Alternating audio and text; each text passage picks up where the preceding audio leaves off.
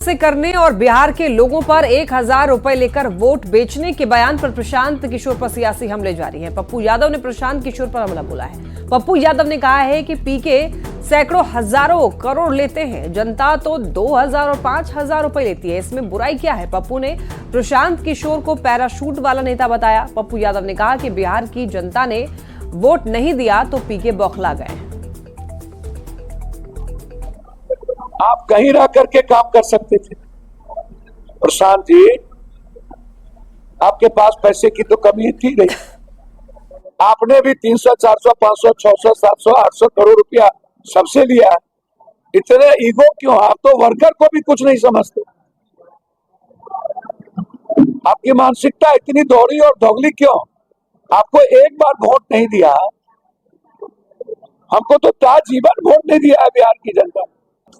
आप लेते हैं 500 करोड़, गरीब जनता लेती है 2,000, उसको मौका नहीं मिलता है। 4.5 कोई 5,000 लेता है। खरीदार होनी चाहिए इस दुनिया में, ऊपर से नीचे बिकाओ, गरीब नहीं। 1,000 रुपया में प्रशांत किशोर जी जिंदगी चल जाएगी गरीब की, 5,000 में। भागलपुर में आयुष्मान कार्ड बनाने की प्रक्रिया में तेजी लाने के लिए आशा कार्यकर्ताओं को सर्वे में लगाया गया है। आशा कार्यकर्ता लोगों के घर घर जाकर के आयुष्मान कार्ड बना रही हैं, लेकिन अब सभी आशा कार्यकर्ताओं ने अपने हाथ खड़े कर दिए हैं। आशा कार्यकर्ता इस काम से मुक्त होना चाह रही हैं। 300 से ज्यादा आशा कार्यकर्ताओं ने सदर अस्पताल पहुंचकर सिविल सर्जन का घेराव कर अपनी मांग रखी है। हम लोग आयुष्मान कार्ड पहले तो मोबाइल पे सर्वे करना पड़ रहा है सर, घर घर जाके हम लोग मोबाइल पे सर्वे कर रहे हैं। उसके बाद फिर सरकार आदेश निकाल दिया, उसी सर्वे में आप लोगों को एक दिन में 50 टारगेट दिया गया है कि प्रत्येक आशा आयुष्मान कार्ड बनाइए और आभा कार्ड बनाइए।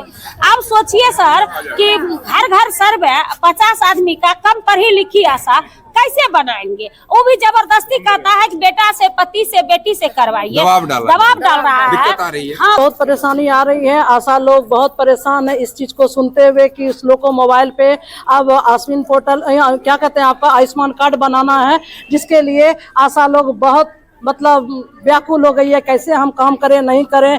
ऊपर से जो है जिला से हम लोग को ट्रेनिंग नहीं दिया गया है। तो अब कार्य आप लोग नहीं, हम लोग कार्य नहीं करने की इच्छुक में है।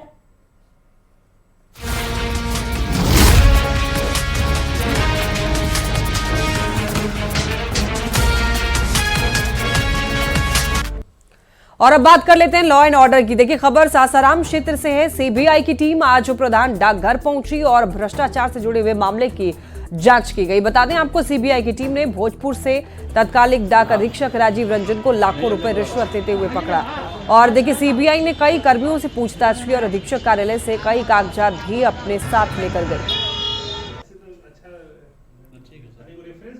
तो हमारे यहाँ जो विभागीय कुछ शिकायत हैं, उनकी जांच के लिए आए थे। मैंने जो पूर्व में जो सुपरिटेंडेंट थे उन्हीं के खिलाफ, उनसे संबंधित था, उन्हीं से संबंधित था। खबर समस्तीपुर से, जहां पर दलसिंह सराय इलाके में बेखौफ बदमाशों ने ऑटो स्टैंड संचालक की गोली मारकर हत्या कर दी। अशोक राय ऑटो स्टैंड से घर जा रहे थे, तभी बदमाश ने उन्हें गोली मारी। आसपास के लोग घायल अवस्था में उन्हें लेकर सदर अस्पताल गए, जहां पर डॉक्टरों ने मृत घोषित कर दिया। परिवार वालों ने बताया कि दलसिंह सराय के सुनील केजरीवाल और छोटू झा के साथ 5 कट्ठा जमीन को लेकर विवाद चल रहा था। परिजनों ने जमीन विवाद में हत्या की आशंका जताई है।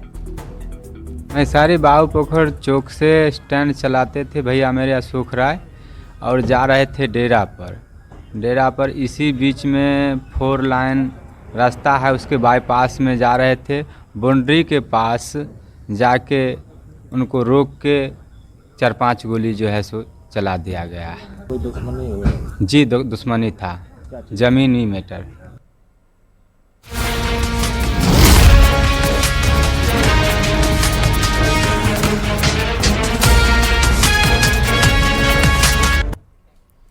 संविधान दिवस के मौके पर संसद के राष्ट्रपति देखिए द्रौपदी मुर्मू ने दोनों सदनों के संयुक्त सत्र को संबोधित किया। इस मौके पर राष्ट्रपति ने कहा कि संविधान हमारा सबसे पवित्र ग्रंथ है। संविधान हमारे लोकतांत्रिक मूल्यों की आधारशिला है। उन्होंने संविधान निर्माताओं को याद करते हुए कहा है कि ये संविधान सभा की 15 महिला सदस्यों के योगदान को याद करने का अवसर है। देश के संविधान को अपनाने की 75वीं वर्षगांठ के मौके पर राष्ट्रपति द्रौपदी मुर्मू ने संसद में 75 रुपए का एक स्मारक सिक्का और डाक टिकट भी जारी किया।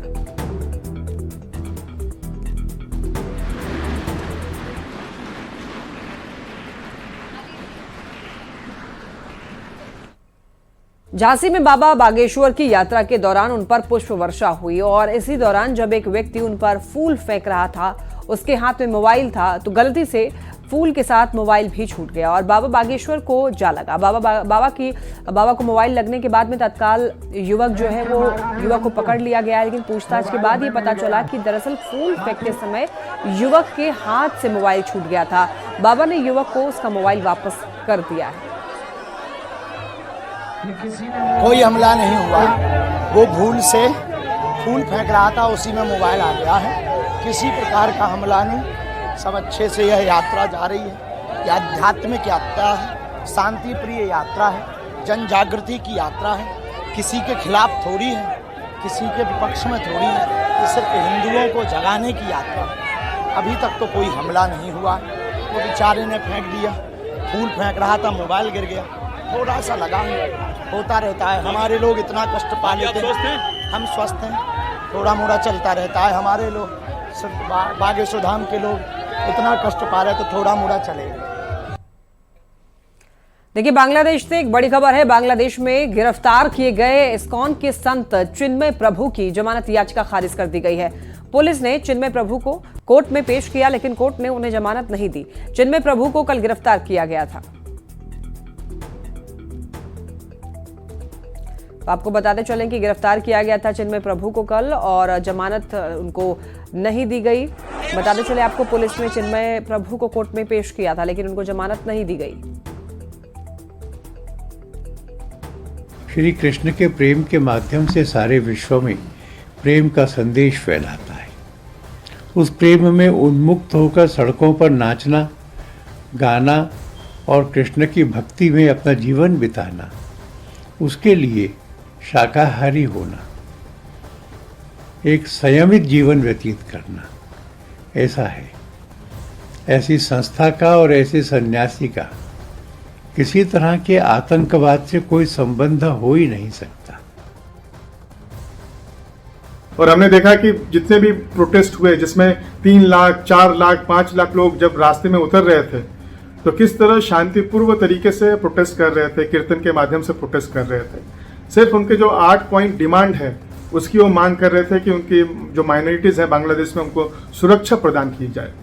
तो इतने शांतिपूर्व प्रोटेस्ट के जो चेहरे हैं चिन्मय कृष्ण दास, उनको अरेस्ट करना ये इंस्टिगेट करने के बराबर है।